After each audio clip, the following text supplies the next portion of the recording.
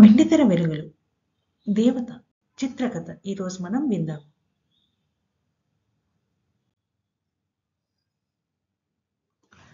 ఇంగ్లాండ్లో బారిస్టర్ చదువు పూర్తి చేసుకుని సొంత ఊరు వస్తాడు వేణు.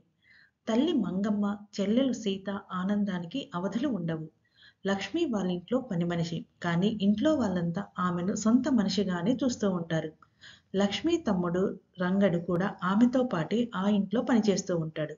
మద్రాసులో ఉంటున్న వేణు మేనమామ బలరామయ్యకు అతన్ని తన అల్లుడిని చేసుకోవాలని ఆశ. అతనికి ఒక్కతే కూతురు, పేరు విమల. ఆ పిల్లకు కవిత్వం, సంగీతాల పిచ్చి. సుకుమార్ అనే స్వార్థపరుడు ఆ ఇంట చేరి విమలను, ఆమె తండ్రిని మెప్పించేందుకు రకరకాల ప్రయత్నాలు చేస్తూ ఉంటాడు. కులహీనురాలైన లక్ష్మి అందం వేణును వివశుణ్ణి చేస్తుంది.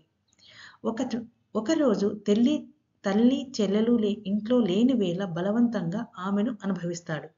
ఆవేశం చల్లారాగా పెళ్లి చేసుకుంటానని వాగ్దానం చేస్తాడు. నమ్ముతుంది లక్ష్మి. వేణు మద్రాసు వెళ్లి బారిస్టర్గా ప్రాక్టీసు ఆరంభిస్తాడు.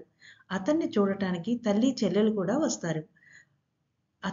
వాళ్ళతో పాటి లక్ష్మి, ఆమె తమ్ముడు వస్తారు. లక్ష్మిని చూడగానే వేణులో సంఘర్షణ మొదలవుతుంది.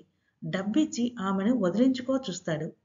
ఖిన్నురాలైన లక్ష్మి బాధతో తమ్ముడిని వెంటబెట్టుకుని పల్లెకు వెళ్ళిపోతుంది.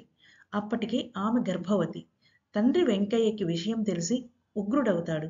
భయంతో తమ్ముడిని తీసుకుని లక్ష్మి ఇల్లు వదిలి వెళ్ళిపోతుంది. అక్కడ వేణు మీద వైముఖ్యం పెంచుకున్న విమల ఓ రోజు సుకుమార్తో లేచి వెళ్ళిపోతుంది. కళ్ళు తెరిచిన వేణు తల్లికి నిజం చెబుతాడు. లక్ష్మిని అన్వేషిస్తూ తిరుగుతూ ఉంటాడు. మద్రాసు చేరిన లక్ష్మి ఓ వ్యభిచార గృహంలో ఇరుక్కోబోయి తెలివిగా తప్పించుకుంటుంది.